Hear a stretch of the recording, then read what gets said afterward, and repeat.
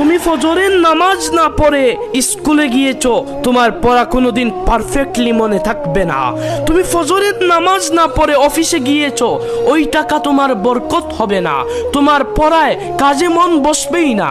তুমি ফজরের নামাজ না পড়ে গাড়ি চালাচ্ছ, তোমার গাড়ি অ্যাক্সিডেন্ট হবে।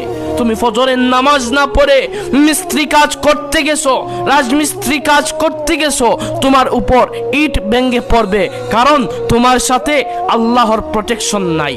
এজন্য ফজরের নামাজের পর পর একটা মিষ্টি বাতাস আসে কি আসে না? এই বাতাস পৃথিবীর কোনো হাসপাতালে অক্সিজেনের বোতলে পাওয়া যাবে? এই বাতাস পৃথিবীর কোনো এসি থেকে বের হবে? এই বাতাস পৃথিবীর কোনো ফ্যান থেকে বের করা যাবে? এই বাতাস পৃথিবীর কোনো বাতাসের সাথে মিলবে না।